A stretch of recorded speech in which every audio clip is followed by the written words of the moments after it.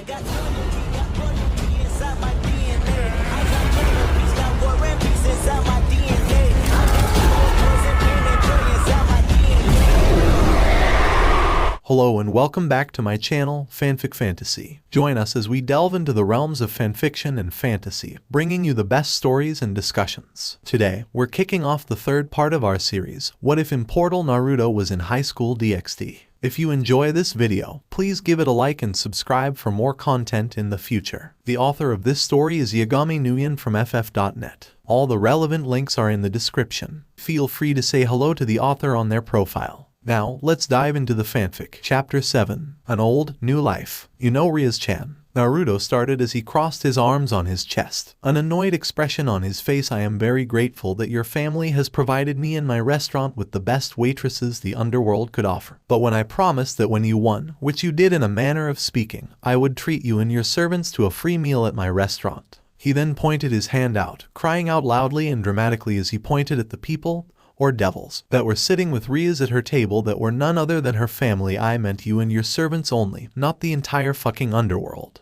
Who is this square jaw, T-800 Arnold Schwarzenegger look-alike? He then snapped around and gestured his hand at another table, where a 6'3", handsome and muscular young man was sitting with an incredibly attractive blonde beside Rias' table by the window. The young woman flinched at his outburst, while the male devil just smiled somewhat nervously at Naruto. No, you sit down, I will talk to you later. He then thrust out his hand with his palm facing forward in the talk to the hand gesture when the young man looked like he was about to stand up, making him return to his seat. And I also don't remember inviting you to. The blonde continued with his trademark freaked out face, one that he had not used in a very long time, as he pointed his finger at Serafal and Ajuka, who were sitting with Sona Citri and Tsubaki Shinra of Kyo Academy's student council. He had taught and talked to the two before in classes, so he knew they were devils. I'm treating Rias and her servants their victory celebration, not doing a fucking charity lunch or ... ouch ouch ouch. Please refrain yourself from continuing to act like a fool, Naruto-sama. Graphia Lucifuge said calmly as she appeared at his side and pinched his cheek. Hard also, do watch your language. There are children here and you are also a teacher. Alright. The blonde said quickly while wincing in pain. Please let go of my cheek, Graphia. He groaned in pain and after another 3 seconds, Graphia let go of him, allowing the blonde to breathe out a sigh in relief. A second more and it would have felt like his cheek had been ripped off for real. I'm sorry, sensei. Rias finally answered him while smiling apologetically. She was sitting with her parents, older sister and nephew, who she had invited to tag along with her and her peerage after seeing how excited they had been when she reminded them that Naruto had a restaurant in the human world. I thought you wouldn't mind having them, that's all. This is actually my fault, Aru-sama. Milikas spoke up respectfully as he stood up from his chair between his mother and grandmother to bow his head to Naruto, making the blonde widen his eyes in surprise. I just thought that it might be fun to have everyone gathered together for an informal meal like this, so I invited Serafal-sama and Ajuka-sama, as well as my cousin Saraorg. I'm sorry, I didn't know you didn't like it. No. Of course not, Milikas. I really like the idea. Love it even. There's nothing wrong with a family meal. It's the best. Naruto immediately interrupted, his attitude flipping around faster than anyone had expected him to when Milikas started apologizing, while giving his son a 1000-watt smile as he ran around the table to come stand behind him and put his hands on his arms to lift him and put him back on his chair. So son, what do you want to eat? Is there anything specific I can get you? He asked, taking the menu from Zeoticus,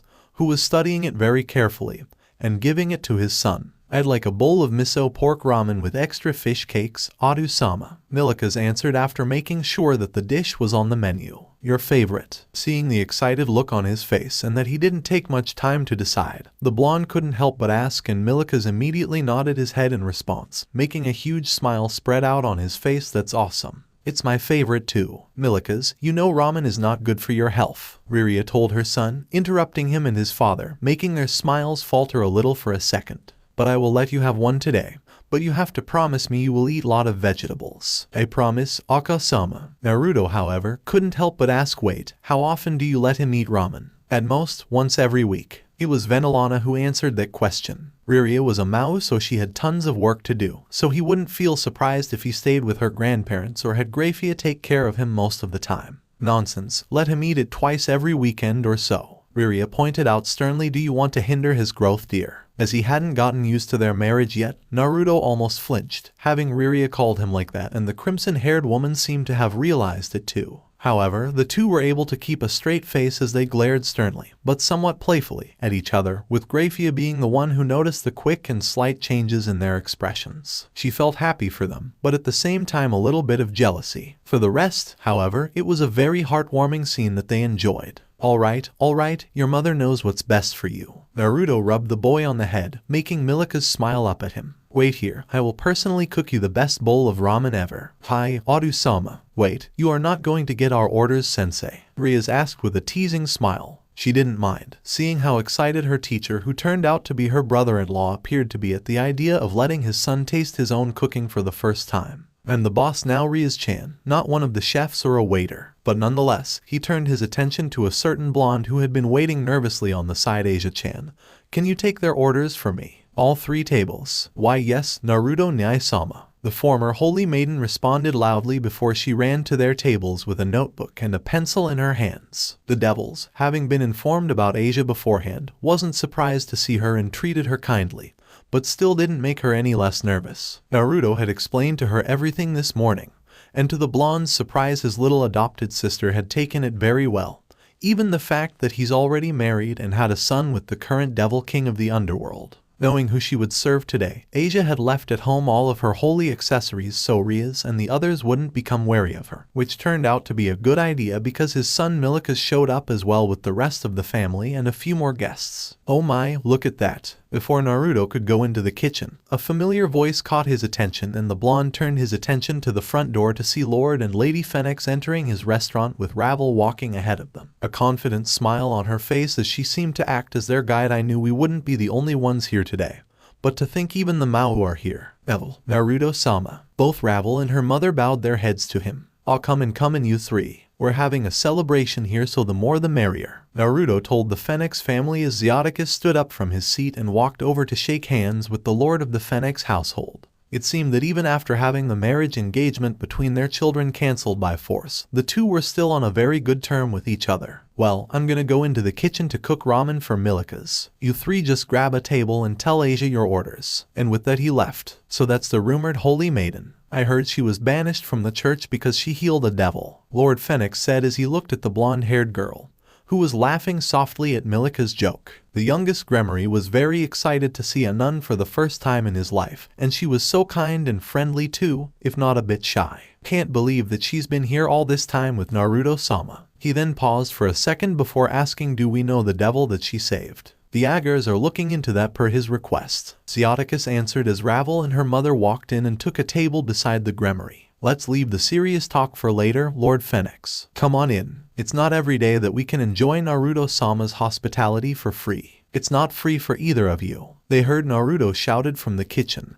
and burst out in laughter at that before going back to join their families. After that, it didn't take it long for Naruto to return with Milika's ramen, since he made the noodles from scratch and the whole meal from the freshest ingredients to make it as delicious as it could possibly be. By the time that he had arrived at Milika's table, everyone else had already received their orders from Asia, with a bit of help from Grafia. Here you go Milikas, eat to your heart content, Naruto announced as he put the bowl down before his son, whose eyes were sparkling in awe and anticipation while his mother prepared a pair of chopsticks for him. Here you go Milikas. Riria smiled as she handed her son the chopsticks. Thank you, Aka-sama. Milikas accepted the chopsticks politely with both hands before declaring it Akamasu. The crimson-haired boy declared before he took the first bite of his ramen, going for the noodles and a piece of pork first with the highest form of table manners. He ate slowly and carefully while not making a sound, which was the most disrespectful way to eat a bowl of ramen in front of the chef who made it in a Japanese restaurant.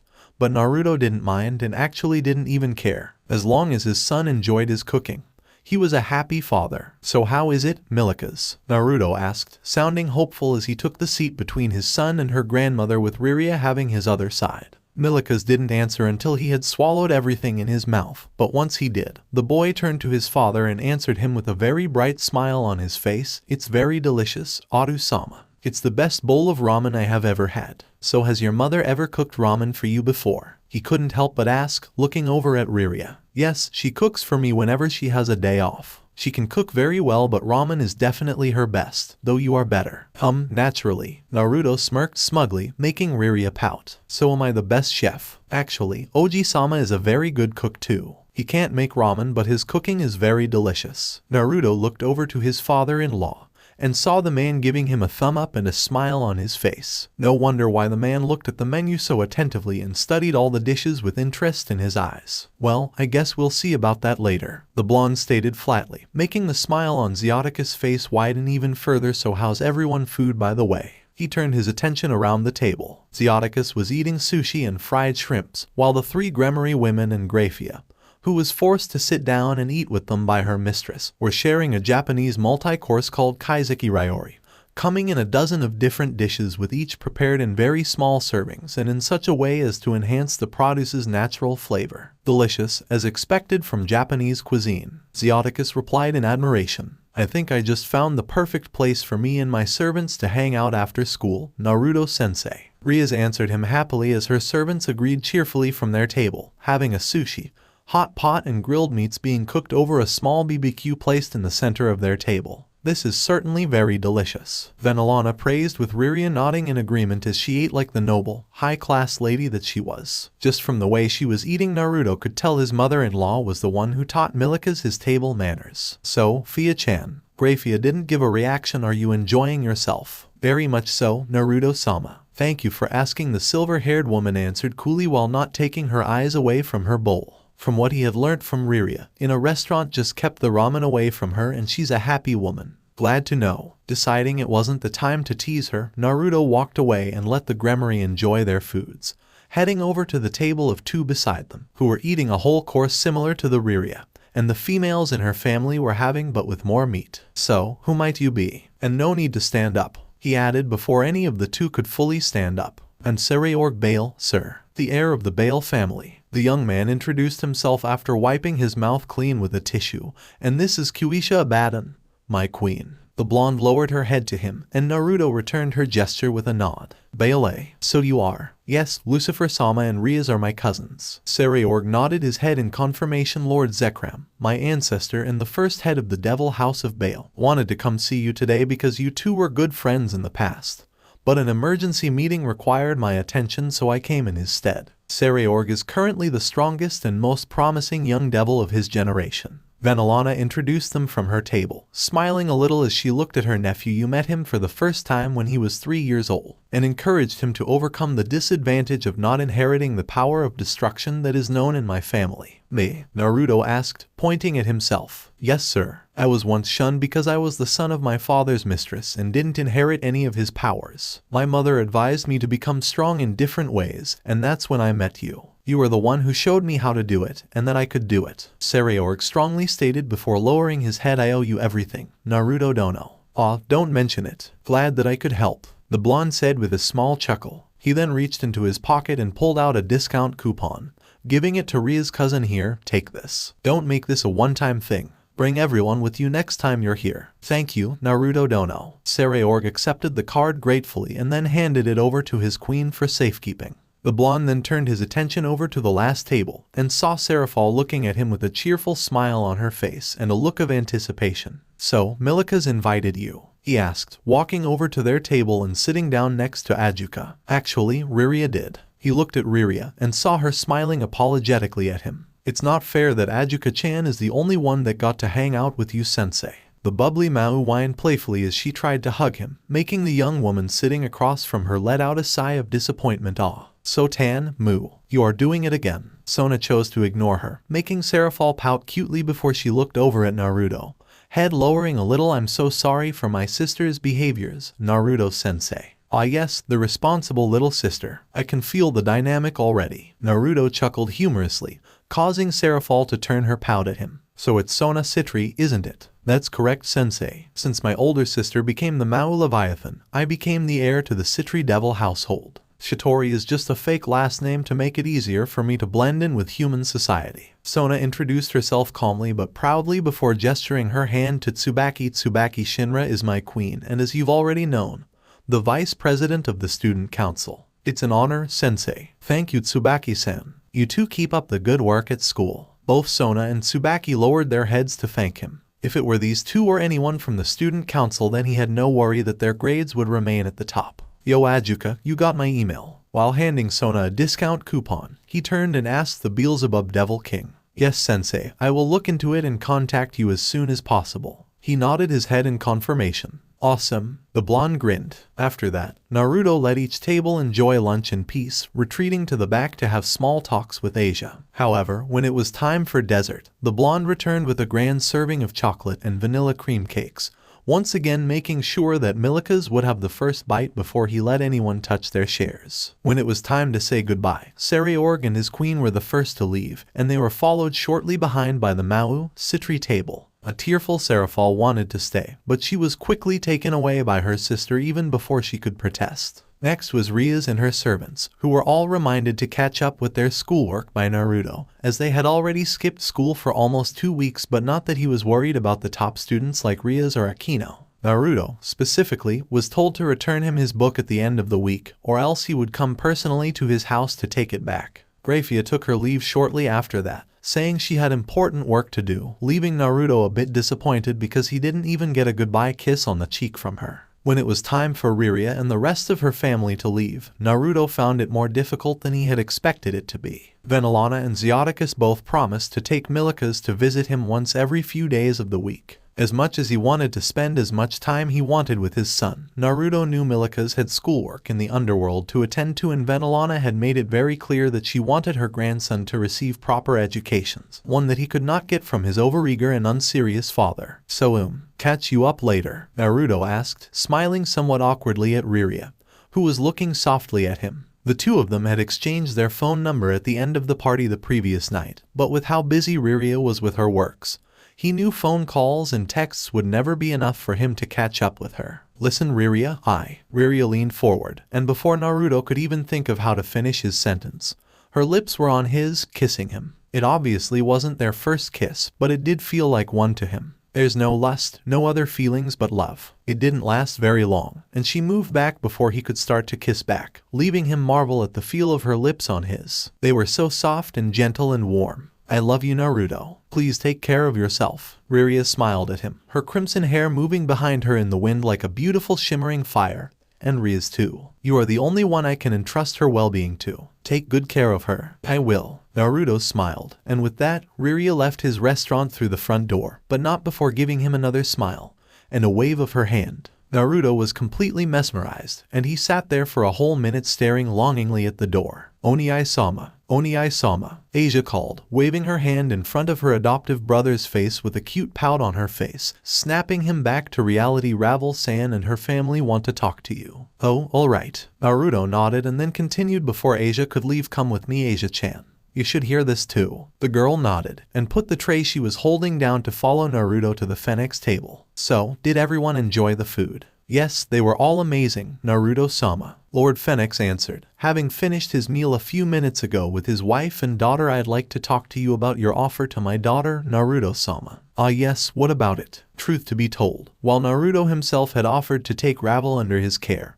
and help her turn her potentials and talents into performance, he actually didn't know where to begin, as in the fact that she lived with her family in the underworld while he was living and working in the human world would be a problem. He sort of had a solution for that, but he didn't know if her parents and Ravel herself would be okay with it. But what Lord Phoenix asked next became the answer to his question. Will you allow Ravel to come and live with you? As Asia gasped in surprise, the blonde couldn't help but raise an eyebrow at that, because that was exactly what he had in mind. Next week, she will be transferring to Kyo Academy as a first-year student, so naturally she will need a place to stay for conveniences. Oh, I see, that's nice. Naruto nodded, but won't that be a problem to her brother if she moves out to live here? She's a member of his peerage after all. Lady Phoenix answered him with a smile of disappointment. Razor is still recovering from his defeat by your hands, and he won't be attending any raiding game for the time being. Plus, I have also traded my spare bishop piece to have Ravel from my son, so she is currently free to do whatever she wishes since I am not interested in participating in the raiding game.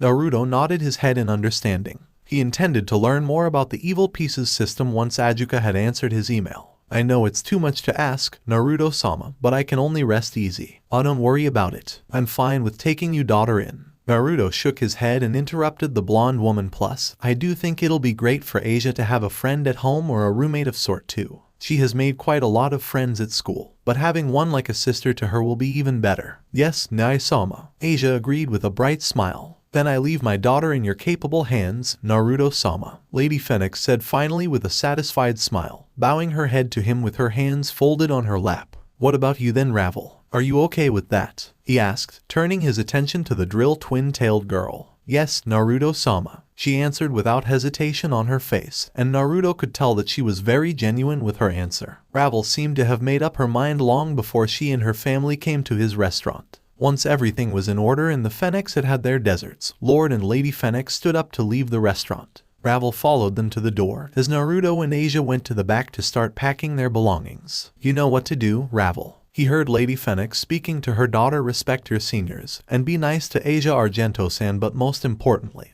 you have to listen to Naruto Uzumaki-sama's guidance, and whatever that he teaches or tells you, don't trouble him too much and work hard because it will benefit both you and our household. I'm sure that you understand that. Yes, yes, mother, Ravel answered firmly. Take care of yourself, my daughter. The woman then lowered herself down and hugged her daughter, a gesture that surprised even Ravel but at the same time made the young girl hug her mother back. Naruto, who was watching, couldn't help but smile at them. We're so proud of you. We love you, Ravel, Lord Phoenix said finally after his wife had pulled back from their youngest child. Don't hesitate to contact me or your mother if ever need anything. I understand, father. And with that, the two parents bid their daughter their last goodbyes before taking their leave. So you ready, Ravel? Naruto asked as he walked out of the restaurant with Asia following behind him. Even after he left, Uzumaki Food Paradise would remain open until midnight. Not that he needed to worry about money, but the place should be the perfect cover for a reliable source of income for him and the girls. The trip back home was rather uneventful, with Naruto walking ahead of the girls and allowing them to trail behind for some bonding conversations. Despite being the younger one of the two blondes, Ravel soon proved to be the more mature girl. Her attitude, however, while friendly, was proud like that of a princess, which wasn't surprising at all. Whenever Asia praised her in admiration for knowing so many things, she would act as if it was just natural for her and not that big of a deal. Nevertheless, the two seemed to get along with each other quite well. What the F? Just as Naruto and the girls arrived at his home area, the blonde could see a massive building where his house was supposed to be. And when he was close enough, Naruto could see a certain silver-haired maid standing at the front gate, waiting for them.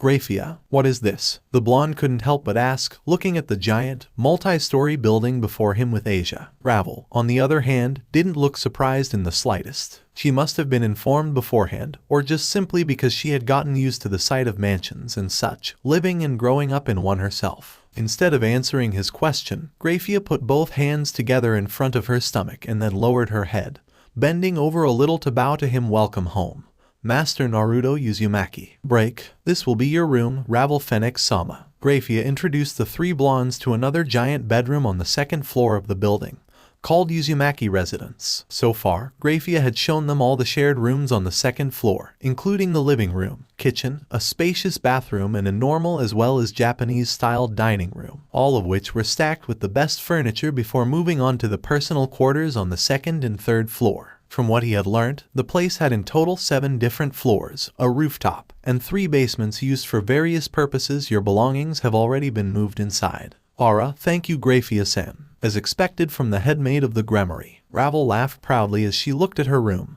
which was shaped and designed just the way she liked it. Would you like to take a closer look at your room while I show Asia-san and Master Naruto their rooms? Yes, of course. With that, Ravel walked in and Grafia closed the door for her. Please follow me this way, she told the other two, and led Asia to the room right next to Ravel's. Asia-san, your belongings have been moved to your room as well. It is mostly the same as your old room, but if you wish for it to be redesigned, feel free to tell me or one of the maids. They will arrange the rebuild. Thank you, Grafia-san. Like him, Asia was shocked too, having never seen a house so big in her life. Please take a look at your room and see if you are satisfied. Grafia held the door open for Asia, who looked at Naruto for a second before heading in after he had given her a nod of approval. Once she was in, the silver-haired maid closed the door too. You're purposely sending them away, aren't you? Naruto asked suspiciously with his arms crossing on his chest. Let me show you to your room, Naruto-sama. Grafia's expression remained nonchalant as she walked on ahead with Naruto wasting no time to follow her. All floors are accessible via 2 elevators at the end of the hallways, but because your room is on the 3rd floor we will take the stairs. So, whose idea is this? Theodicus, he asked, taking a wild guess. It's actually Venelana-sama. Lord Gremory and Lord Phoenix executed it together. Grafia answered calmly, you will be living with the young lady of the Phoenix household, so anything less is unacceptable. But is it necessary to have so many spare rooms? Naruto couldn't help but ask, before a smug grin spread across his face when the two of them took the stairs leading up to the 3rd floor with Grafia walking ahead of him, giving the blonde a very generous view of the maid's amazing, heart-shaped booty as it moved against the thin material of her skirt with her graceful walk. Nice. His grin widened into a smirk as he leaned in closer to examine Grafia's butt with the keen eyes of a porn author. Eyes up front, Naruto-sama.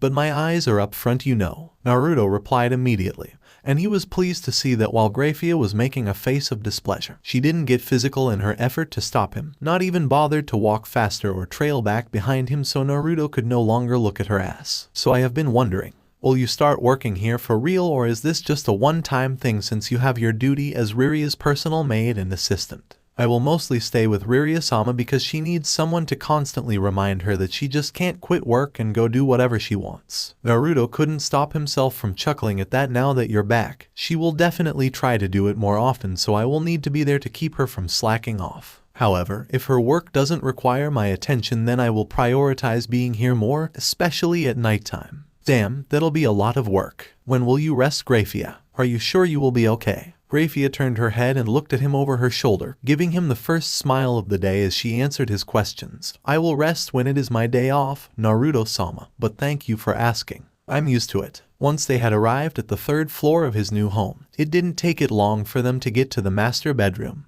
Naruto's personal quarter. There were doors on the far side of the room that lead out to a spacious dressing room, and a balcony that was almost as big as the bedroom itself. In the center was a circle of red, near-transparent curtains surrounding several beanbag-sized crimson pillows with gold tassels, and a round, comfy-looking, king-sized bed that looked big enough to host over a dozen people at a time, covered in silk-like sheets that were also red in color. On the side, there was a set of long, modern but high-class looking couches, sofas surrounding a table, while across from the bed itself was a massive flat-screen TV, fitting to be used for a mini-home theater with other sets of couches in front of it. You know what's funny? This place reminds me of my room back in the... But before he could finish, Naruto heard the sound of the door being slammed shut and locked. Just when he turned around, the collar of his shirt was grabbed by Grafia, who pushed him roughly against the wall, and then proceeded to slam her lips to his mouth. As his mouth was still open from the talking, Grafia used that opening to shove her tongue into his mouth,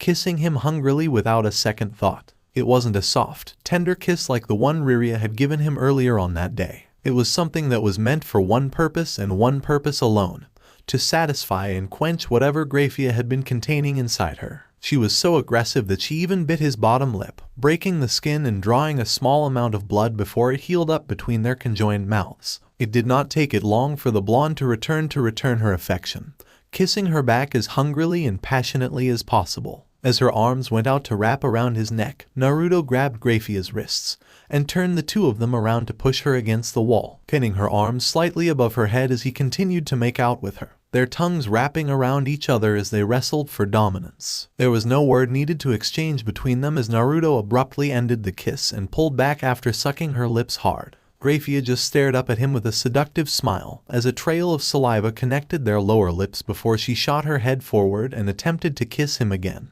But Naruto was faster and was the one who did it first, capturing her mouth. Letting go of her arms, Naruto moved his hand down to grab her buttocks, a pair of enticing globes that were so firm and perfect in his palms, and used them to lift her up, allowing Grafia to wrap herself around him as he carried her over to the bed. Once he arrived, moving under the curtain to get on, the blonde put them down with him on top of her and continued to kiss her for a good 2 minutes before he pushed himself up and hurriedly took off his shirts as Grafia made quick work of her of the blue portion of her maid outfit, leaving herself in nothing but her white shirt that she had undone the buttons and a set of black, lacy lingerie. And with that, the two went back to kissing, his hands roaming over her body as her hands took very little time to pull his impressive length from his pants, working furiously to get his cock to full mast. At the same time, he kissed his way down her neck, nipping and sucking along the way as she moaned while writhing her body enticingly at him. Not to be outdone, Naruto pushed his hand down between the gap of her arms and slid it under her lacy thong to insert its fingers into her smooth and hairless snatch,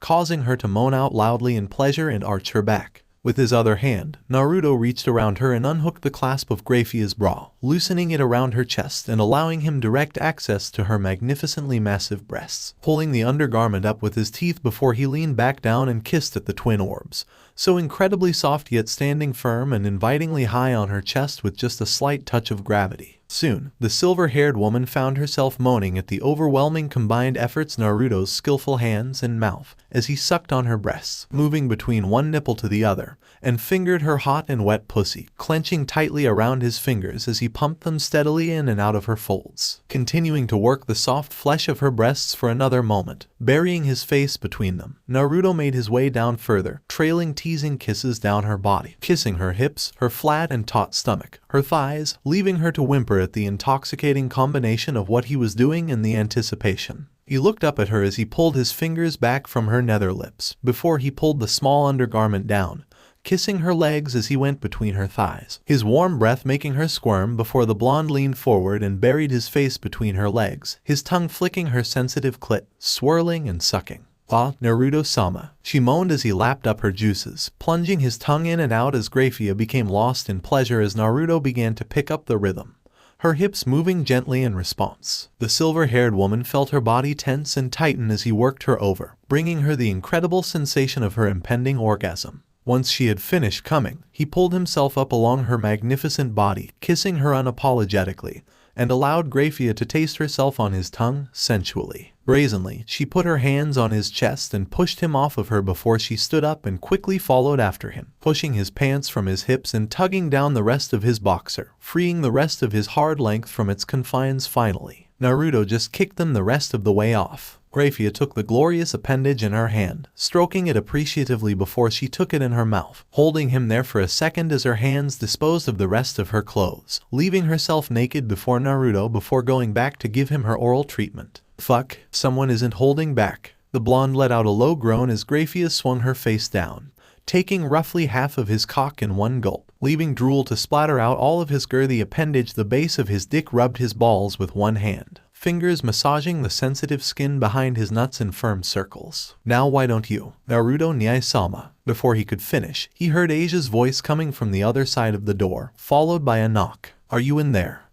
Yeah, I am a bit busy right now." "What is it, Asia-chan?" he asked, looking away from Graphia, who threw her head forward and took even more of his dick into her mouth, sliding it further down her throat. The blonde almost went cross-eyed in pleasure, and was forced to bite the inside of his mouth to stop himself from moaning out at the feeling of being encased in her throat. "Ravel-san is thinking about making some chocolate cake for dinner. Would you like to have some too, Nai-sama?" he answered, keeping his voice as normal as possible. "Yeah, I want one. But you two can go on ahead and have dinner. I will come down and eat later." "Yes, Oni-sama." And with that, Asia walked away, and Naruto waited a few seconds to make sure that Asia had truly left to turn back to Graphia, who was looking up innocently at him while bobbing her head at a decent pace on his cock. "Now aren't you just being naughty? Since you're just so eager, how about I lend you a hand?" Reaching down, Naruto grabbed the back of her head in his hand and used it to push her toward him, cramming the last 2 inches down her gullet. Graphia's eyes shot wide open at the rough treatment, but she immediately started working on it, her tongue rubbing against the underside as she moaned, sending amazing vibrations up his cock. Greatly enjoying the tightness, Naruto then proceeded to use his hold on her head to bob her head up and down his throbbing dick on his own, with Graphia proving her skills by not once gagging on his prick despite the sheer size of it and the rough treatment,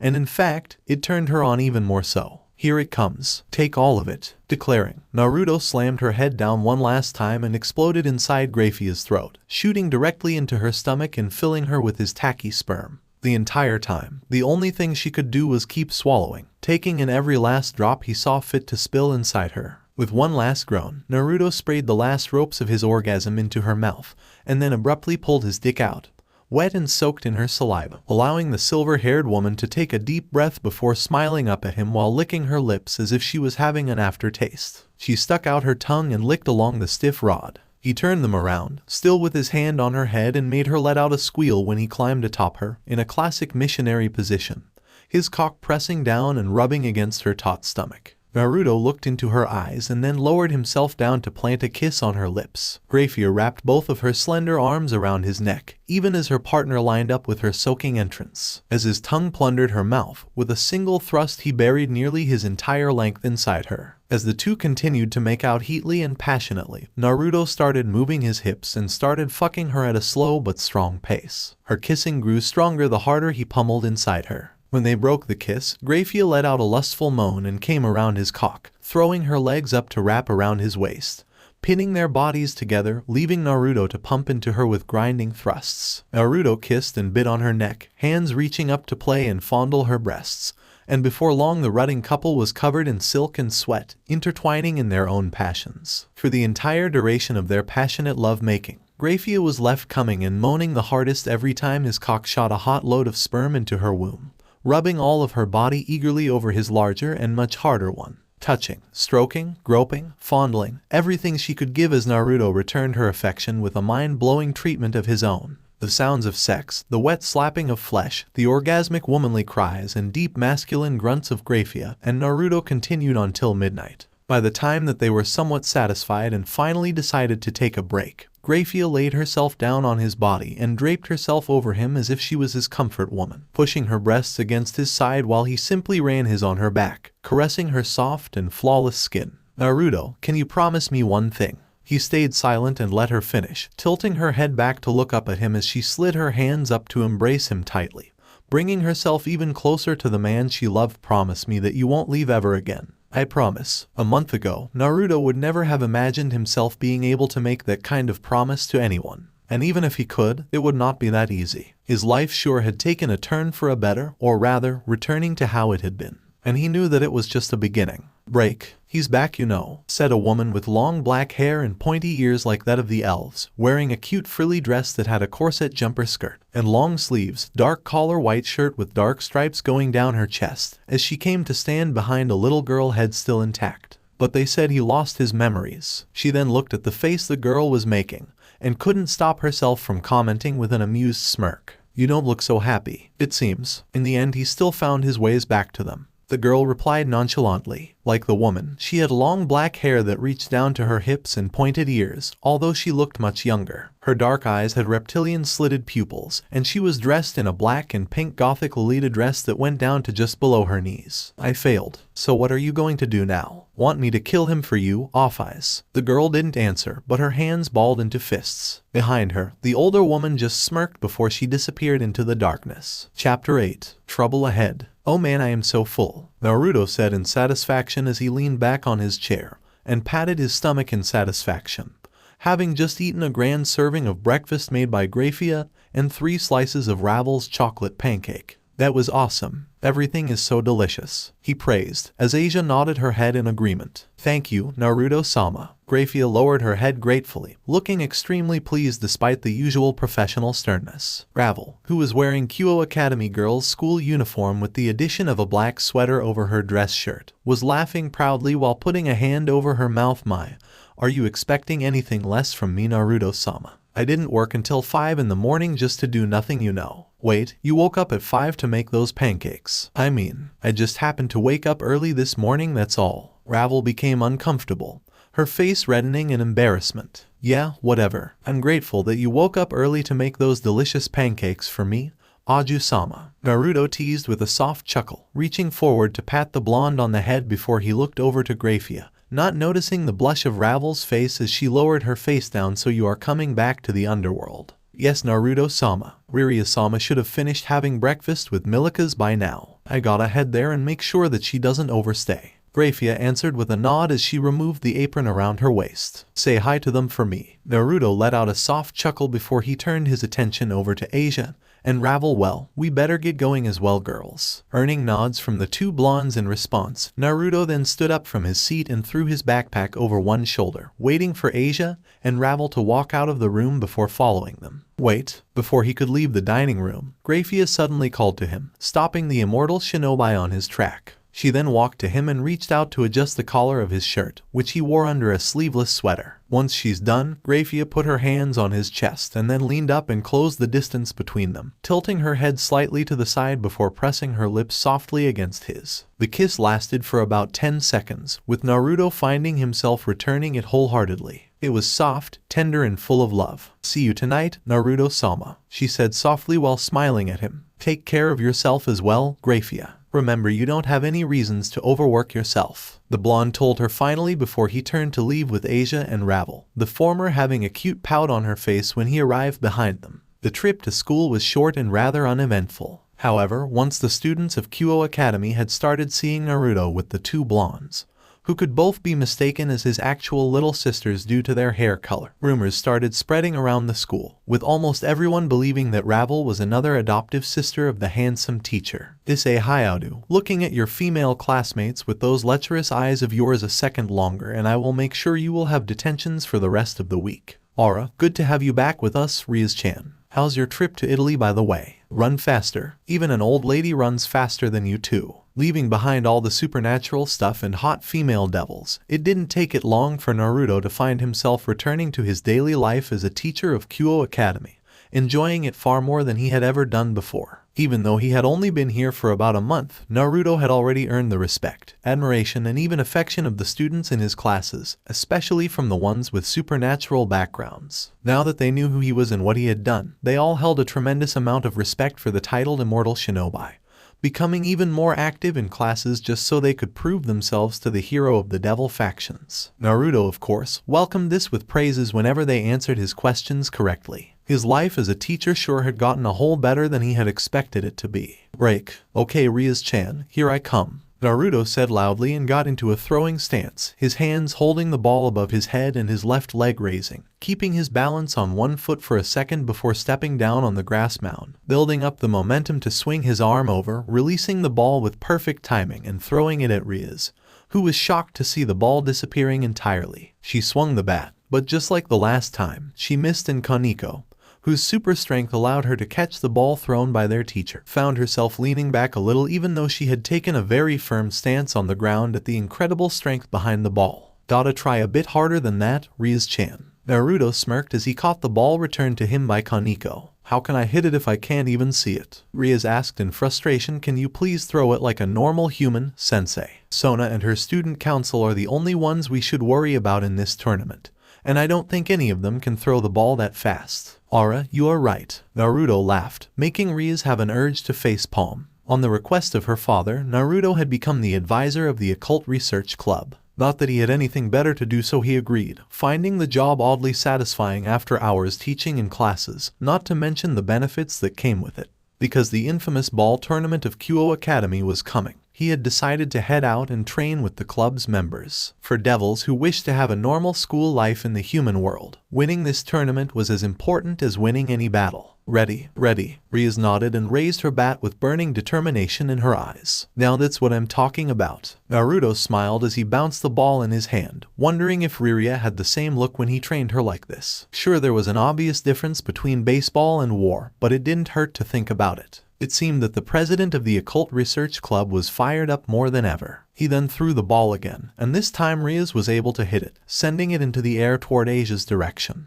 "Now that's what I was talking about, Rias-chan." Naruto gave her a thumb up while his head followed the ball flying across the field in the air. "Thank you, Naruto-sensei." Rias smiled radiantly at his compliment before waving a hand at Asia. "Asia, be careful with the ball. Try to catch it if you can." She didn't intend to hit the ball toward Asia's direction, but Naruto's throw was still a bit too hard for her to answer accordingly. "Helen,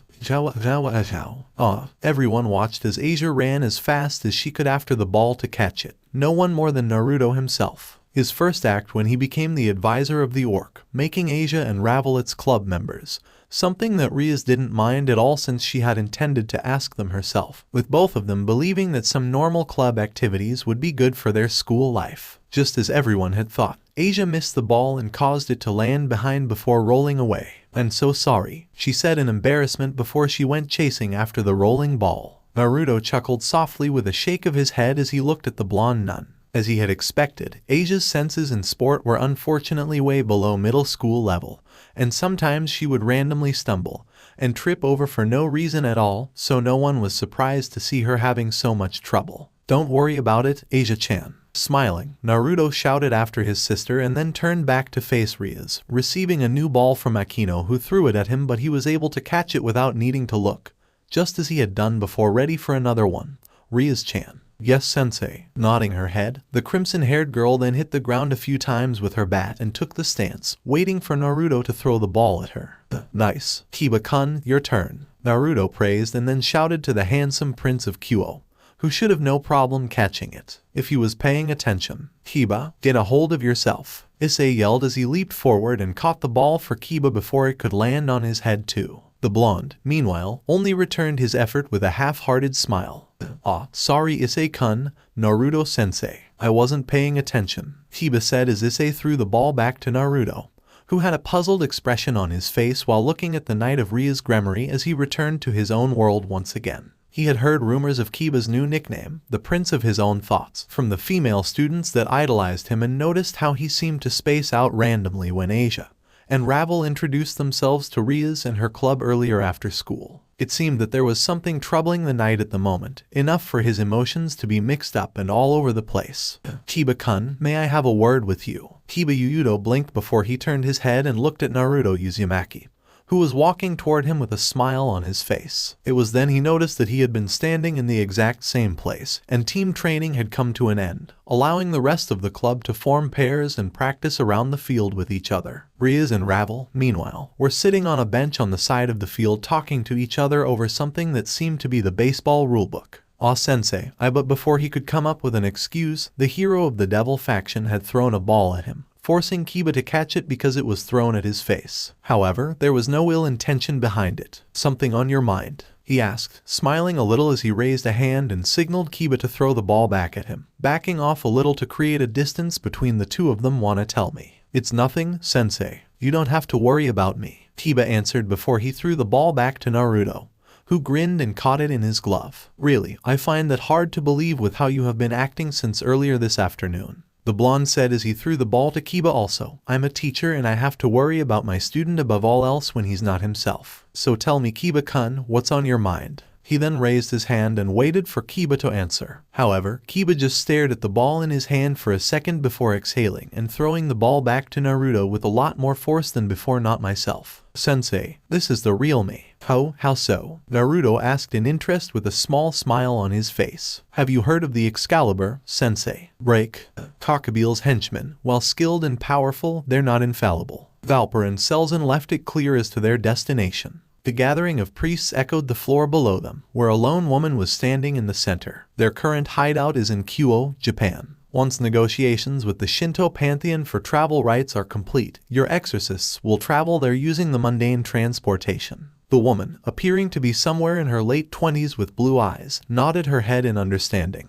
"Am I to assume they'll be heading out on this mission alone as well? If at all possible, I wish to have Strata and Dulio. Both exorcists have already been assigned as security details elsewhere in the event that Kakabiel's unsanctioned actions turn out to be a feint by the Gregory. Your ward and young Shidu shall be more than enough for this mission." A shocked Griselda hissed with frustration and annoyance. "I see. So it's just like last time. You're sending them out as expendables to retrieve the stolen fragments." The men above her looked at each other before continuing, their tone nonchalant and almost emotionless. "Take it as you will, but as natural-born holy sword wielders, none can be considered expendable. Quite frankly, there are no others capable of taking their place on the assignment. Make sure that your ward and her partner remember to make contact with the devils holding territory there, and explain to them our situation." The woman huffed an agreement. What of their weapons? Against Kakabiel, his henchmen, and a vast number of stray exorcists he had gathered under his banner, normal or artificial light swords will not be enough. The remaining 3 Excaliburs shall be made available to you. "Very well. I will go tell them at once." Griselda hid her anger well as she turned to exit the chamber. But before she took a step, she turned back to look at the so-called current leader, asking him in an emotionless tone, "You know that this is a fool's gambit. The risk is too great." The man looked at her for a second, before nodding his head. Deranged as he is, Kakabiel could drag us all into another great war, which can very well be his true intention. The risk must be taken. Knowing that there's nothing she could say would convince the old and prideful fools otherwise, Griselda finally left the room to find her students. The entire time, her mind was occupied with all possibilities of what was to come. Those old fools, it seems that they have already forgotten. She cursed in her mind. It is not Gabriel and his henchmen that we need to fear, she shuddered, cold sweat breaking out upon her brow as she remembered the stories of the past. And so, the strongest female exorcist informed her adopted sister and foster niece of their new assignment. Both Zenobia and Irina were thrilled to be sent forth in God's name once more and headed back to their rooms to pack their stuff, leaving Griselda behind to ponder with her thought. "It is as you fear, milady," Griselda said when she felt a presence behind her, not needing to turn around to know who it was that had come from a flash of ethereal, calming but at the same time intense golden light. "They are sending out Zenobia and Irina this time, with the remaining Excaliburs, even after having all those before them killed." "I see." Griselda heard the soft voice and then turned around to face the woman, who had a sad smile on her face as she folded her 12 wings behind her back and made them fade away. "Will you be all right, milady?" Griselda asked worriedly, as the woman reached her hand up and touched a small horizontal scar under her left eye. "There are rumors of him living in Kyoto with the Mao's sister, but it doesn't matter." The woman shook her head with a sad smile. "If it has really come down to this, then I will watch out for Zenobia and Irina. I will not let anything happen to them, even if it costs me my life." "Break." Achoo. Naruto sneezed as he sat in the living room of his new home.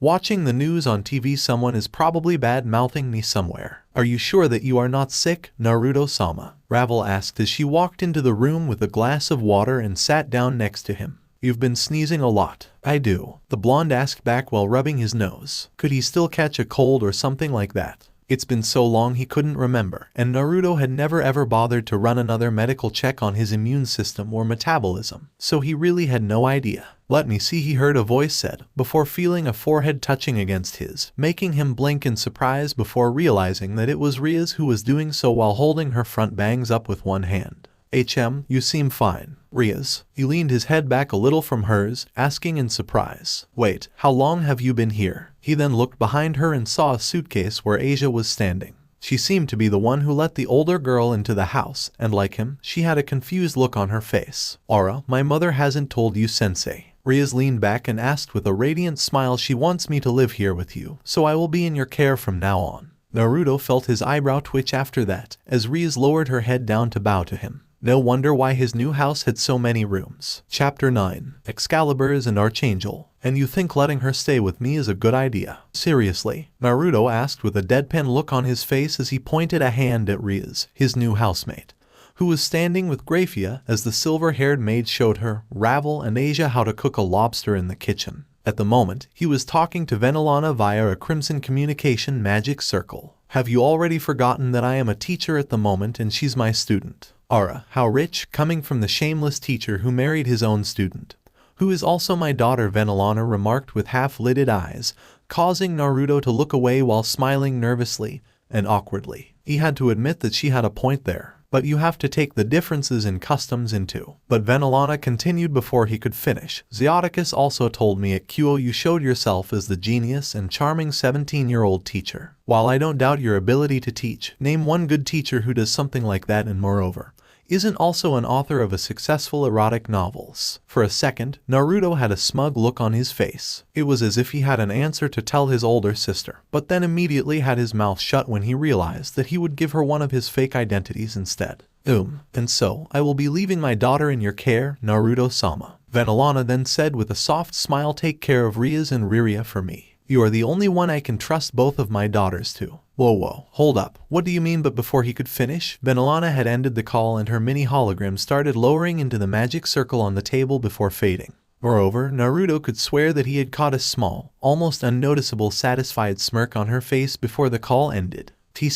So this is what it feels like to have an older sister," the blonde muttered as he hung his head in defeat for a few seconds before he took the tea tray on the table and walked out of the living room. There's no point thinking too much about it now, since it's not that he minded having Rias living with him. Unsealing several boxes of foods, 3 bottles of different flavor milk and a Nintendo Switch from a scroll, Naruto put them on the tea tray and headed down to the first basement floor of his home. where he had discovered to have a movie theater, a number of different training rooms, and a massive indoor bath. Wonder what Grafia will do with those lobsters. Man, I can't wait. The immortal Shinobi muttered with a dreamy smile as he left the foods and bottles of milk on the floor in front of the wall near the door leading to the indoor bath before turning around to make his way back to the main house. Before he took the stairs, making fade-away sounds of footstep to make it feel like he had left, Naruto then heard the sound of an activation of a mechanism and leaned his head back to take a peek, smiling when he saw the revelation of a hidden room near the indoor bath. A feminine hand with sharp nails then came out from the inside and pulled the tray along with everything on it into the room before shutting the door, allowing the blonde to leave finally without making a sound. Break, bang, bang. The sound of the start of the ball tournament echoed in the sky. Naruto, who was standing with Asia, looked up and could see dark clouds coming. Is it going to rain? Asia asked worriedly while holding onto his arm. Well, it sure does look like it's about to. Naruto answered with a shrug. He did remember the weather broadcast showing earlier that morning that it was going to rain in the afternoon. He seriously hoped that it wouldn't come raining down sooner until the tournament was finished. On schedule, first of all it would be matches between classes, so he would have to head over to the baseball field soon to cheer for his homeroom class. After lunch break then it would be matches of genders, before last but not least the battle between clubs. As teacher, he wasn't allowed to partake in the games, but nothing would stop him from cheering for Class 3A and the Occult Research Club, both of whom had been looking forward to this tournament. Akino-chan, can you help Asia warm up? Naruto asked the Nechiko, who smiled and nodded her head before raising a head to gesture the blonde over. Issei had left to partake in his class basketball match. At the same time, both Kaneko and Ravel were sitting on a bench reading the rule books for badminton, the game that their class would be playing, with Ravel sneaking peeks of irritation at the white-haired girl from behind her book. From Ravel's first day at school, the two of them seemed to have developed a rather hostile relationship with each other. Though, after running a quick background check on the members of Rias' peerage by asking Grafia, he knew it might be due to the fact Kaneko was a Nekomata yokai while Ravel was an immortal phoenix, alluding to the natural rivalry between cats and birds, which was rather interesting to say the least. Water, sensei. The blonde then looked and saw Kiba walking toward him with 2 bottles of water in hands. He still looked conflicted, but more or less the handsome prince of Kyo had returned to his former self, or fake one as he had claimed to. Aura, thank you Kiba-kun. Naruto smiled and took the bottle from Kiba's hand. Your class 1. Yes sensei. It wasn't difficult for us to beat class 2 degrees Celsius. The blonde knight nodded his head in confirmation, making Naruto chuckle. As demons are fundamentally stronger than humans, Kiba and the other devils at Kyo would have to hold back to make it fair. But Kiba's skills alone should be more than enough to beat Class 2D in baseball, since they seem to be the only class at Kyo that didn't have a non-human student. From the talk he had with Kiba the day before, he had learnt that the boy was a survivor of the Holy Sword Project, which aimed to create those who could wield the Holy Sword Excalibur. However, when the project failed to show merit, the one in charge had come to a decision of eliminating him and other candidates as failures, which had resulted in his extreme antagonism against holy swords and Excalibur in particular. With the help of his friends, Kiba was able to successfully escape the facility during extermination before he was found and was reincarnated by Rias, allowing him to have a new life as a devil. However, in the end, he could never forget his hatred for the holy swords and forgive those of the church who massacred his friends. His hatred had been revoked after a few days ago during a club's visit to Issei's house, where he had discovered a photo of the as a child with a friend of his, whose father was holding a holy sword. It had been there, and at that moment Kiba had been reminded of his own reason to live, causing him to become distracted and distant from the rest of the orc. How are you doing, by the way? Naruto asked after he had drunk some water from his bottle, looking at Kiba, who then had an uncomfortable look on his face as he smiled nervously in return. I'm fine now, thanks to you sensei, Kiba answered. Talking to you makes me feel a bit better. Don't mention it. As I said, I'm your teacher, so it's only natural for me to care for my students. The blonde smiled, making Kiba nod his head. Remember that you can always talk to me about what is bothering you. The path of revenge is not something you want to go down alone. I will do my best to help, and if your friends, like Issei-kun for example, try to help once they learn the truth, then promise me you won't push them away. Alright. Kiba just stared at him for a moment before nodding his head, finally smiling a little. Yes, sensei. He smiled before walking off, leaving Naruto there looking after him with his arms crossing on his chest. Thank you, Naruto-sensei. Before he could do anything, Naruto heard a voice and turned his head to see Rias smiling at him, her hands folding behind her back as she walked toward him for talking to Kiba. Nah, it's not a big deal. The immortal shinobi just grinned while waving a hand. You should talk to him too, Rias-chan. You're his master after all. I will, sensei. So what game will the club be playing? The blonde then asked as he remembered that Rias had left earlier to draw the game that the Occult Research Club would be playing this afternoon. Dodgeball against the baseball club, sensei. Rias answered while having a fearless smile on her face. I guess it will be an easy win then. Naruto shook his head with an amused chuckle. Talk about luck. There's no way a club with members like the Orc could lose to anyone in dodgeball. What about you then? Tennis match with Sona, I assume. Rias nodded in confirmation, smiling confidently. Everyone was excited for it as it was the match between the most and third most famous girls of Kyoto. Later, the whole club headed to the tennis court for the match that had been the talk of the entire school since the start of the ball tournament. The tennis match between Rias Gremory and Sona Citri. The game began with Rias serving the ball, which the heiress of Citri clan hit back with a confident smirk on her face. The students, especially the boys, were cheering for both Rias and Sona, while the girls were all screaming in a high-pitched voice. Ara, it is wonderful that we can see a game between high-class devils in a place like this, Akino said while enjoying the match beside Naruto and the rest of the club cheering for Rias. It was like she said, both heiresses had their prides on the line.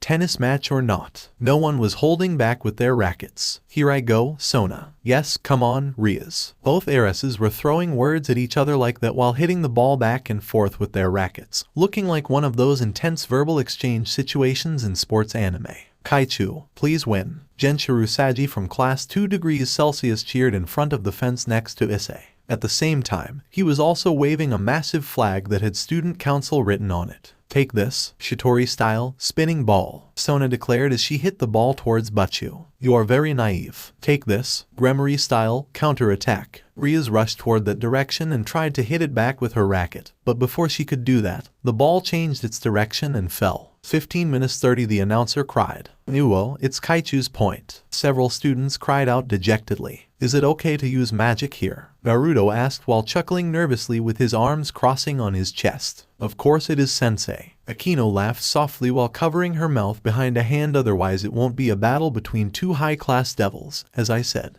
You are doing well, Sona. Rias, who had an impressed look on her face, pointed her racket to her rival and said, still with a confident smile on her face, it was to be expected of my rival. Sona smirked fearlessly in return, merely said, Rias, don't forget the promise that the loser has to pay to the winner at Naruto-sensei's restaurant. I want an udon with all the toppings, will you? Yes, I haven't forgotten. That's why I will definitely win. Did you know that I have 108 styles of magic ball? I will accept this challenge. I will hit back all the balls that enter my Shitori zone. In the end, the match between Rias and Sona lasted so long that their rackets broke and both had to be given first place. As rewards, Naruto gave both heiresses discount coupons at his restaurant. Right after that, it was time for the battles between clubs.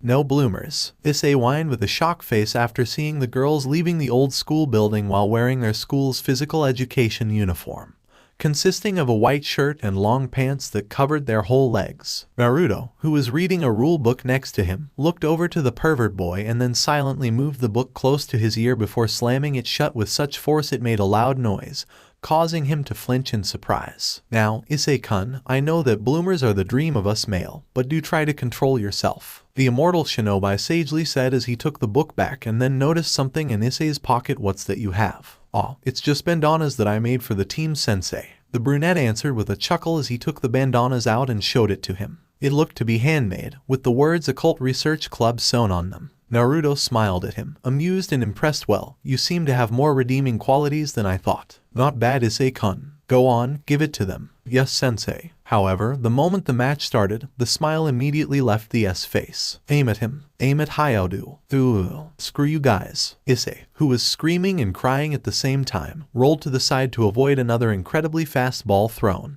Naruto, who was cheering for his club on the spectator stand, could only laugh at the poor male while having a nervous sweat rolling down his forehead. Obviously, from the baseball club's members' POV, they could not hit anyone but Issei. No one would aim for Rias Gremory and Akino Himejima, the two most famous school idols of Kyoto. Meanwhile, one would feel bad if they accidentally hit the two blondes, Asia or Ravel, and Naruto would definitely give them detentions for hitting the two. Kaneko Taju, the lowly girl who was Kyo's school mascot, was also a big no. Couldn't aim for her either. Kiba Yuuto, meanwhile, was also one of the enemies of almost every male student in the school, but the girls would hate them if they hit him, leaving Issei as their only available target. Him, Issei Hayao, 1/3 of the perverted trio. Everyone must have thought, I don't understand why this guy belongs to the Hidden Research Club. It wouldn't be a problem if they hit it. No, they had to hit him instead. Damn it. Die. Aim each ball at him. Shot. Die your beast. The baseball club cried out in unison and started attacking him, their intentions made clear. Die Issei. Asia Cha Aon. Ravel Cha Aon. Kaneko Cha Aon. Issei die.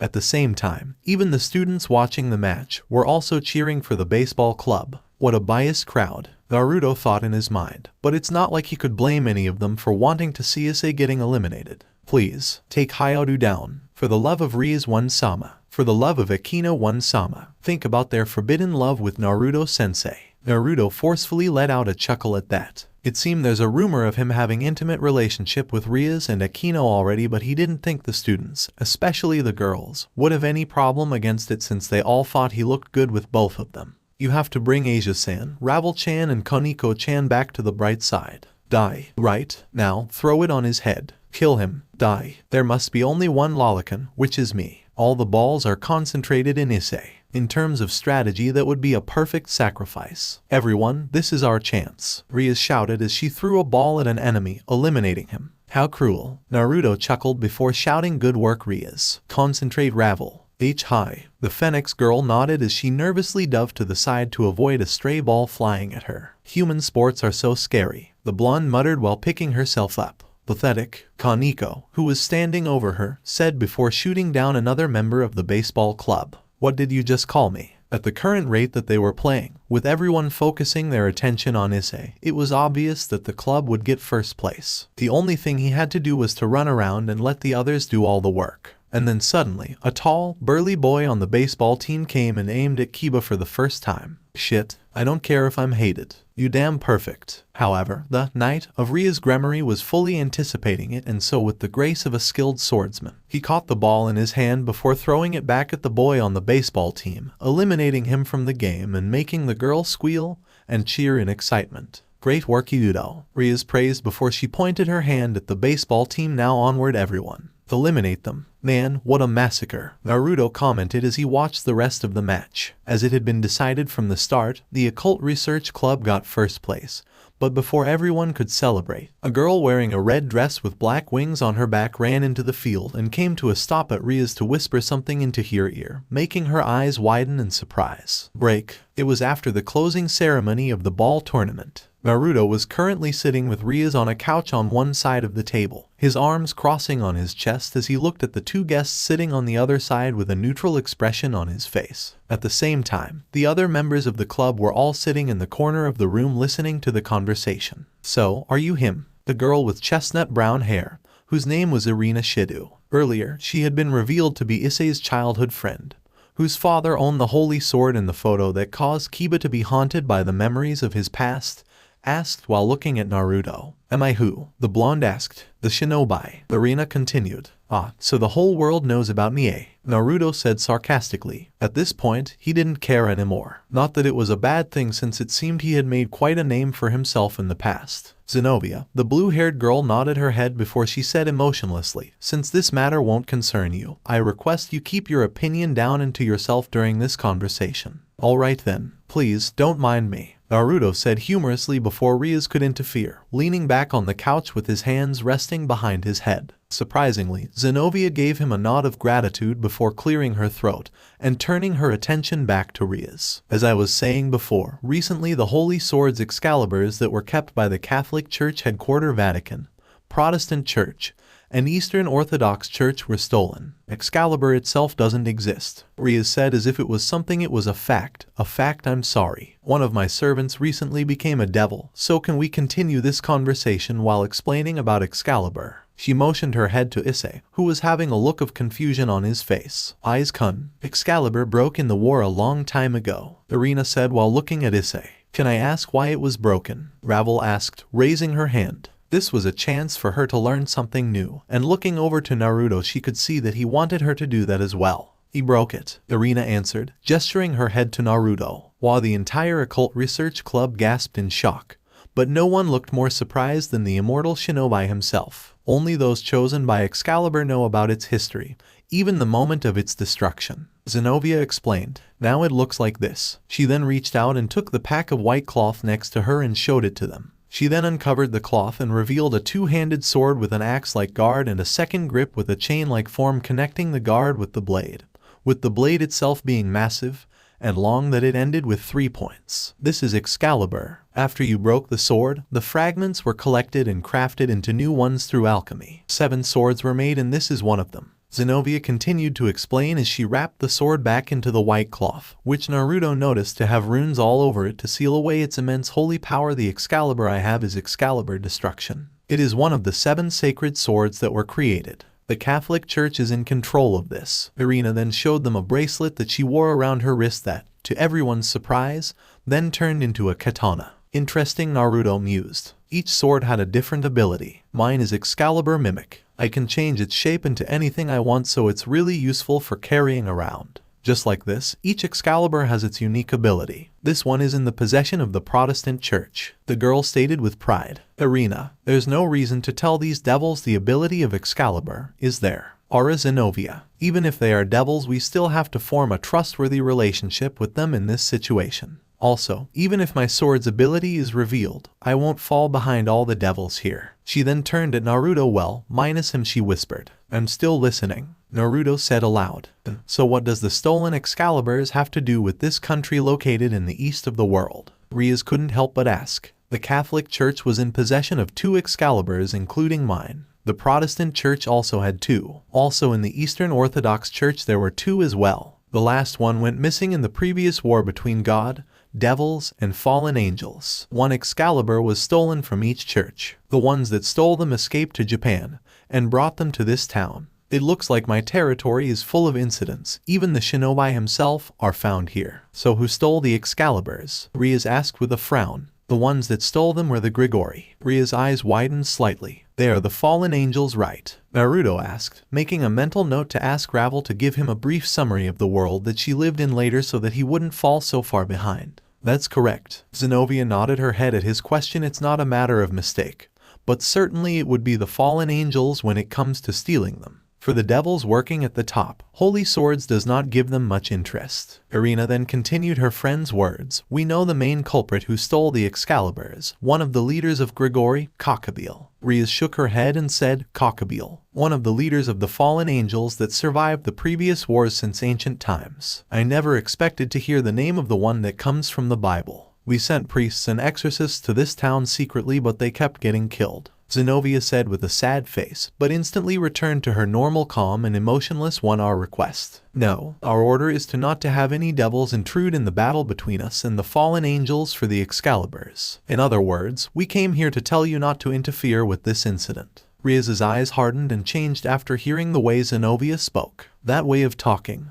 Are you thinking that we are collaborating with the fallen angels? That maybe we can join them to do something with the Excaliburs? Zenobia, who had a firm look in her eyes, nodded her head in confirmation fearlessly. From a tactical point of view, it's not impossible. Our superiors don't trust devils and fallen angels. If holy swords were taken away from the side of God, then the devils would be pleased, correct? Fallen angels will also profit from this. For these reasons, it will not be strange for them to form an alliance with you. That is why we are giving you a warning. If you form an alliance with Gabriel, the leader of the fallen angels, then we will eliminate you all, even though you're Mau's little sister, according to our boss. If you know that I am the sister of a Mau, then it means that you have many connections with the superiors of the church. Rias, whose pride as a devil didn't let up, then stated firmly, so I will say this. We will not form an alliance with the fallen angels, never. On behalf of the Gremory house, I will not do anything that will tarnish our Mau's name. Zenobia nodded, listening to what is good enough. Though, I have to warn you just in case Gabriel is hiding in the town with 3 Excaliburs. If you don't mind me asking, where is the person the Orthodox Church dispatched? After taking a deep breath, Rias asked, her expression softening a little. If Irina and I fail, that person will protect the last Excalibur with his life. Zenobia answered Rias' question with a nod. So at this time, it's just the two of you and the power swords of God.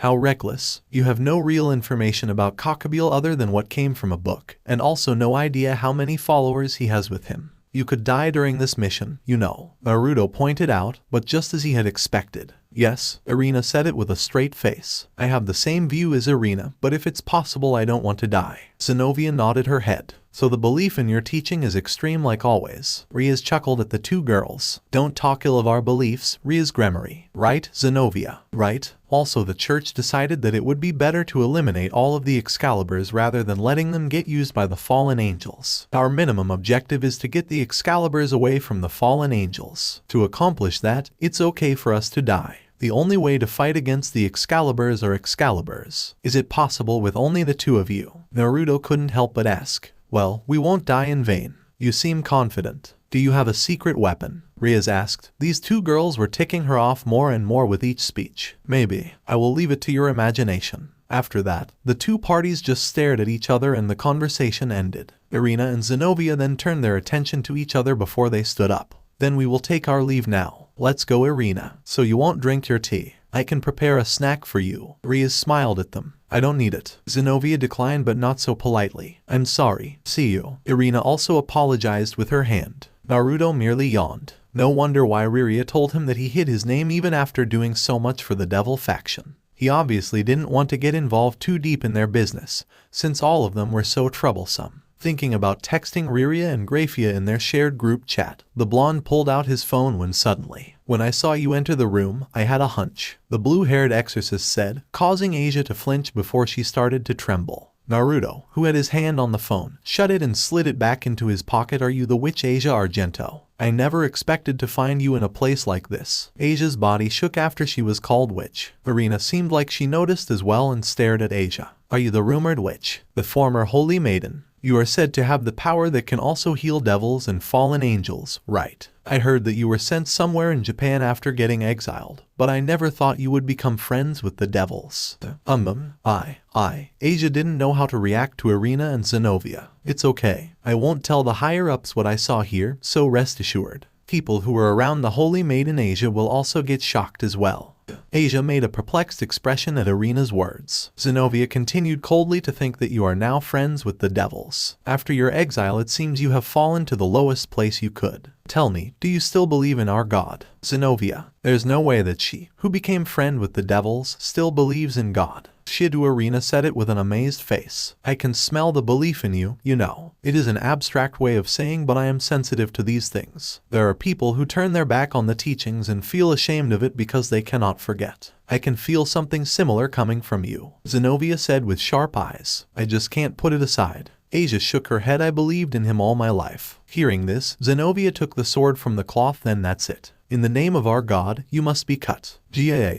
But she was never given the chance to finish that sentence, because she was slammed headfirst into the wall of the Occult Research Club by Naruto, who had a murderous look on his face as his hand enveloped the lower half of Zenobia's face entirely. Zenobia, Irina shouted and tried to save her partner with her sword. Unfortunately for the chestnut hair girl, there was a faster swordsman than her in this room, and he wasted no time to rush in between them and kicked Irina's sword away from her hand before immobilizing her with a headlock. The whole club was immediately on high alarm after that. Did you just threaten Asia? Naruto asked coldly as he leaned forward and glared into Zenobia's eyes. You want to cut you down her in the name of your God? How about I cut you over the dead body of his? He grabbed Zenobia's Excalibur in one hand and welded it as if it was nothing, and even though it had started rejecting him, how about? But before he could finish, Naruto heard the sound of a sonic boom, and snapped his head to the side to see a streak of golden light diving down from the sky above like a shooting star before taking a sharp turn and heading directly toward him. Without wasting a second, he acted. Stabbing Excalibur destruction into the wall next to Zenobia's head, he pulled the blue-haired girl back and tossed her into Kiba and Irina, knocking all three of them out of the way just in time to block a pair of swords made of concentrated light with his bare hands as the shooting star crashed into the building.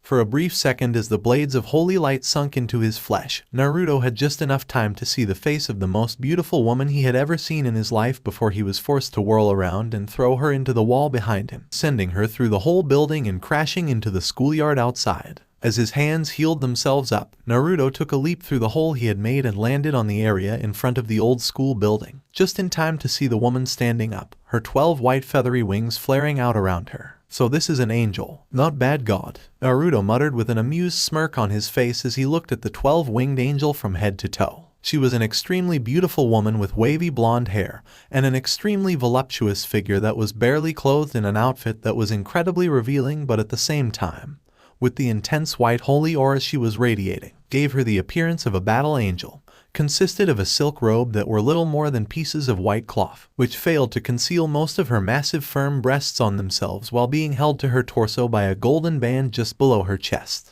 The resulting V formation of her robe that traveled down over her taut stomach, showing her midriff and waists, was connected to a hip guard and extended into a flowing skirt with one side much longer than the other. In addition, she also wore thin vambraces and greaves, all of which was made of the same silver material and clad with white lacings. Though, as perfect as her face was, Naruto couldn't help but notice a small scar under her left eye, though it didn't make her any less beautiful. Well, wanna tell me your name or? Naruto started, but the angel's answer to his friendliness was the creation of 2 more swords of light that materialized in her hands. That's a no then, he concluded with a chuckle and took out a kunai with a flick of his wrist. Political affairs be damned. If that angel wanted to attack him, then he had all the rights to defend himself. Wait, Naruto, Gabriel-san. Before either of them could rush at each other, they both heard a shout and looked up to see Riria Lucifer flying toward them with her bat-like wings from the old school building. Rias, who was standing with Grafia in the clubroom and holding a communication magic circle in her hand, seemed to be the one who had called her sister. Trust the girl to make the correct decision in a time like this, or else he would have to ruin that beautiful face once again.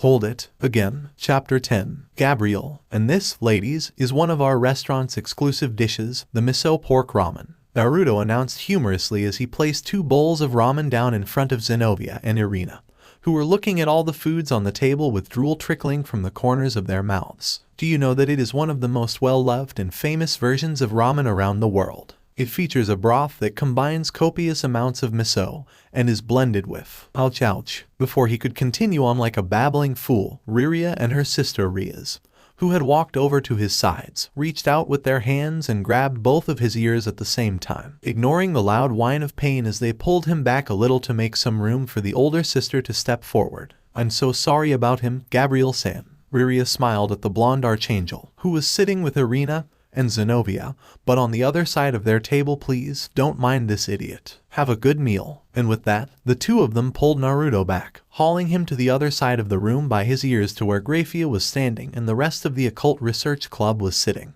It was until then that they released him from the painful treatment. It's not like either of them could straight up rip his ear clean off of his head, but it still hurt like hell for him. Ouch, what was that for? He winced a little while holding his ears, looking at the 2 crimson-haired she-devils that could be mistaken for twins if one didn't look careful enough. What the hell was that back there, sensei? Rias asked as she crossed her arms under her bust. Before Naruto could answer, Riria had done it for him, but not with the answer he was having in mind. That, Rias-chan, is his way of showing that he's nervous. It's rare, but whenever he is nervous, your brother-in-law will start rambling about unrelated stuff like an idiot, she told his sister while looking at him with half-lidded eyes. Naruto looked over to Grafia and saw that she was having a similar look on her face. Me? Nervous? Ha, as if someone like me will. He then sneaked a look over to Gabriel, and saw her glancing sharply at him from the corners of her brilliant blue eyes with her arms crossing under her chest, sitting on her seat with one leg crossing over the other. She hadn't touched any of her foods, while the 2 exorcists had already started filling their stomachs with theirs while moaning about how delicious Japanese cuisine was. Their eyes met for a split second and Naruto couldn't stop the feeling of having his soul pierced and stared at, making him lean his head back a little with an awkward look on his face. Okay, maybe a little, but come on, the blonde reasoned, having no doubt that not just him, but anyone who had someone that beautiful and radiant looked at them so intensely like that would feel the same way. So, who is she? He couldn't help but ask. Her name is Gabriel. She is one of the 4 great seraphs, leaders of the angels. She's second in command after her brother Michael and the biblical god. Naruto wolf whistled in amazement at that. He had had a feeling that she would be an angel of high status with that much wings on her back. If you had fought her, Naruto, another great war could have broken out between the 3 factions. Hey, she attacked me first. Naruto held up his hands in defense, but he knew Riria had all the reasons to be worried. because of their positions in the factions that they were tied with. Even if it just one of them had gotten hurt, then it could have started a war between the devil faction and heaven, which would also drag the fallen angels into the mix to start the second great war, since that's something many of them had been waiting for. After you threatened to kill her subordinates, and she knows you as someone who doesn't make empty threats, Rias continued with a serious tone, making Naruto turn his attention to Rias with a half-hearted scowl before turning back to Rias. Blue threatened to kill Asia. You think I am gonna sit still and let them do it? I know, Naruto, but there are other ways for you to handle it rather than using violence. You of all people should know that. Rias shook her head and said, nonetheless, if Gabriel is watching over them, then it's possible that heaven has decided to involve themselves in this conflict with Gabriel and his followers to take back the Excaliburs. Seraphol is having a meeting with Azazel as we speak. Stealing the Excaliburs seems to be Gabriel's act alone. How troublesome, Naruto muttered while rubbing the back of his head, making Rias give him a look, but wasn't one of surprise, if you don't mind me asking.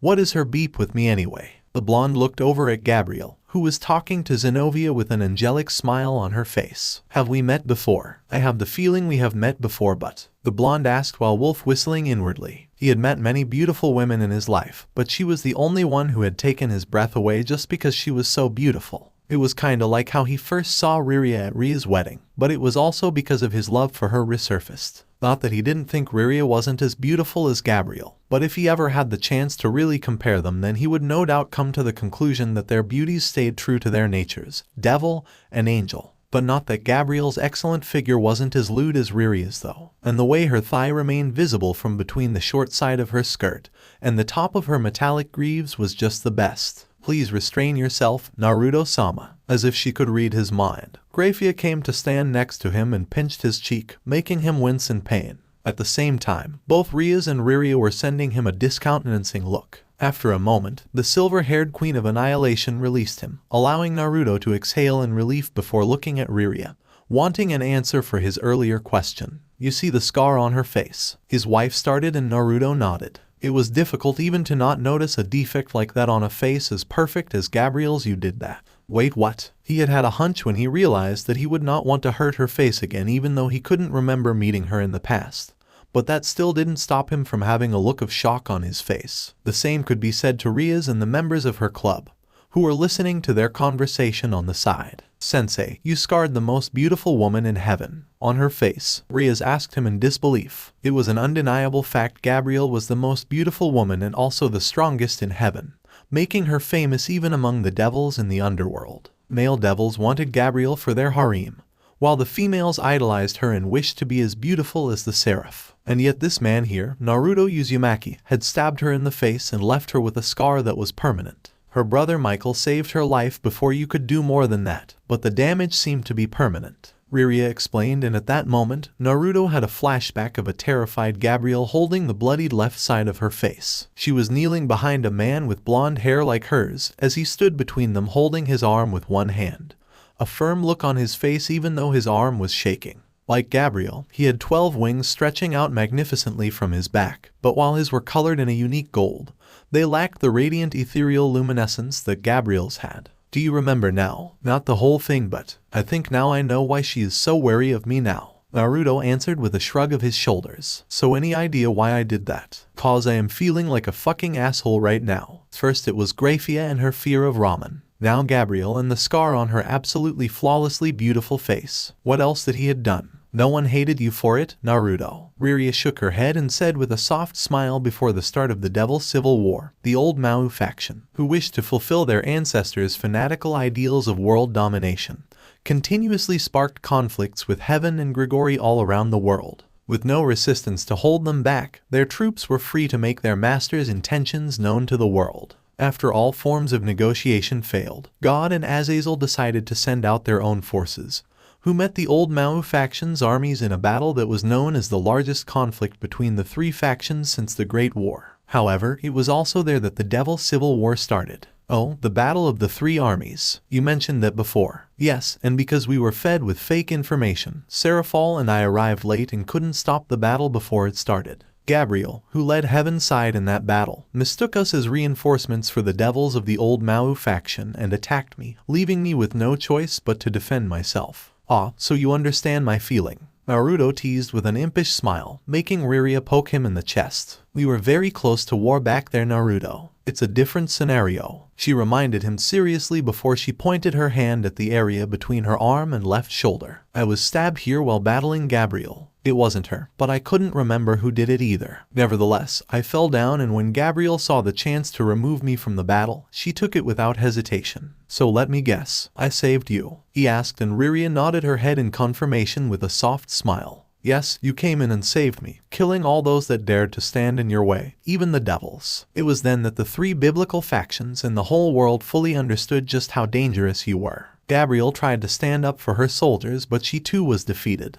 It would have been worse if her brother Michael didn't come from heaven and interfere to save his sister before telling his soldiers to retreat. Shemhazai and Barakwil decided to do the same after with their armies, not wanting to lose more than they did. Of course, it was far from a victory for the old Mao faction. Riria paused for a second before continuing. After the battle, Bidlade Bashal and Beelzebub gave the order to massacre all members of the resistance faction that are in the city of Lucifod, without care for civilians or casualties among them. This was the decisive spark that started the civil war finally. Damn, that's a lot to take in, Naruto said while scratching the top of his head. However, it made him feel less of an asshole than before because at least he had a good reason to hurt Gabriel. But did he really have to aim for her face? What was he thinking back then to come to that decision? Riria laughed softly behind a hand while waving the other one at him. Don't worry, dear, I am sure that when the new edition of the history book is published, you will be the first to read it. I'm sure those children's comic books will do fine. Those are not accurate, Naruto-sama, Grafia reminded him. Oh, then how accurate is that book and movies about our love story? I'd love to learn more about it if possible. The silver-haired maid instantly raised a hand, threatening to bring it down his head, making Naruto chuckle in amusement and hold up his hands in defense. However, it was then that he saw Gabriel walking toward them. Behind her, Zenobia and Irina seemed to have finished with their food. Riria-san. In the end, Naruto was forced to sit out of Riria and Gabriel's conversation, allowing the two women to talk about the current situation with Gabriel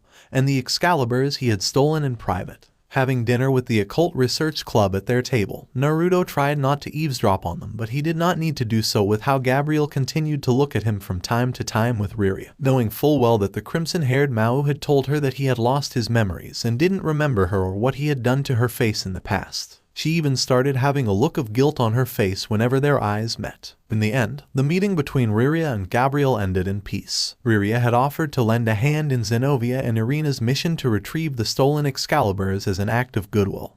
But Gabriel declined, claiming that there's no need for them to trouble themselves with the church's problem. After thanking him for the meal, the three then left the restaurant. Riria and Grafia had to return to the underworld as well, kissing him before leaving. Well, time to go home, I guess. But before he could do that with his housemates, a certain Mao clad in pink ran into the restaurant, kicking down the front door with one foot and sending it crashing into the wall on the other side before running in, declaring dramatically with her wand in hands, "Gabriel, your rival." "Hey, she left already?" the bubbly Leviathan asked as if she was in shock. It seemed the one Seraphal saw as her greatest rival was none other than Gabriel herself. And of course it was one-sided. Break. Yes, take Miro-sensei. Can you take over for me today? Yes, I have a personal matter to take care of. Aw, thank you, sensei. I will treat you for a coffee tomorrow. And with that, Naruto ended the call and shot into the air, moving so fast that he was nothing more than a blur before landing on the top of an antenna tower that was the highest location in Kyoto, where he then activated his Byakugan and started looking for any abnormal and paranormal activities. Although Zenobia and Irina had told them to stay out of the church's business, there's no way that he could let a threat like a cotter of the fallen angels run freely around the town without knowing his true motive. From what Seraphal had told him, Gabriel was like the old Mao faction who wished to start another great war, so there's no way Gabriel would randomly steal some of the most powerful devil-killing swords and hide in a town halfway around the world where the two sisters of the two great Mao were living with their servants. It was too much of a coincidence for him to overlook. "Now where the hell are you?" the blonde muttered and increased the reach of his field of vision. At Kyoto, he could see Rias talking with Akino and Asia in the clubroom, Matsuda and Madohama hiding in the closets of the Kendo Club,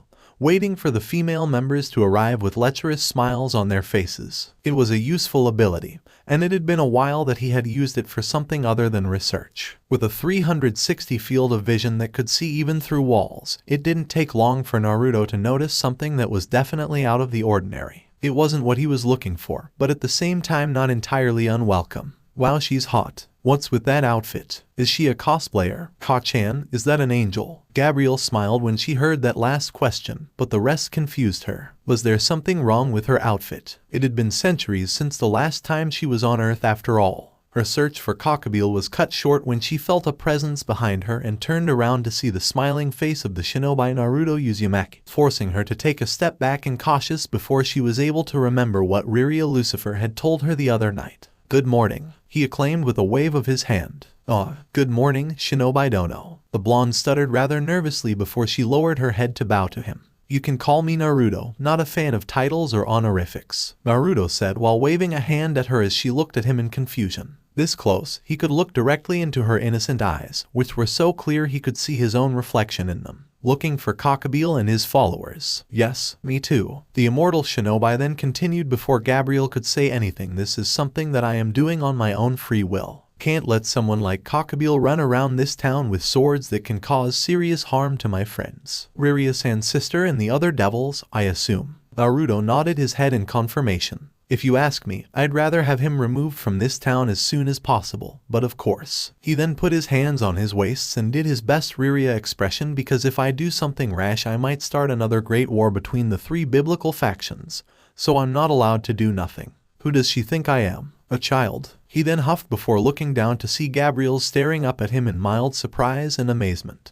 You're a funny one, Naruto Dono, she said, her posture relaxed even more so than before. As I have been told before. Also, it has nothing to do with me losing my memories, Naruto declared dramatically with a proud smile on his face and a thumb pointed at himself. Gabriel seemed convinced, and she couldn't hold back her soft smile anymore, delicately hiding it behind a hand as she lowered her head and looked to the side. However, her action made Naruto look directly at the scar under her left eye, and was reminded of what he did to her. Sorry about that. It took her a second, but Gabriel could tell he meant. The beautiful angel shook her head. Please don't trouble yourself about something so trivial, Naruto Dono. If you didn't stop me that day, the three factions might have been completely destroyed in the war that would have surely followed. The world owed you and the Yondai Mao for not allowing that to happen. Still not making me feel any better. How about? His hand then reached out, making Gabriel lean back a little out of instinct. However, the blonde didn't seem to see it, as he looked around and noticed the way the townsfolks were looking at them. All well, doing that here might not be the best idea, he decided and lowered his hand down, making Gabriel tilt her head to the side innocently in confusion. What's wrong? The blonde then asked, as Naruto took a closer look at her clothing with one hand under his chin.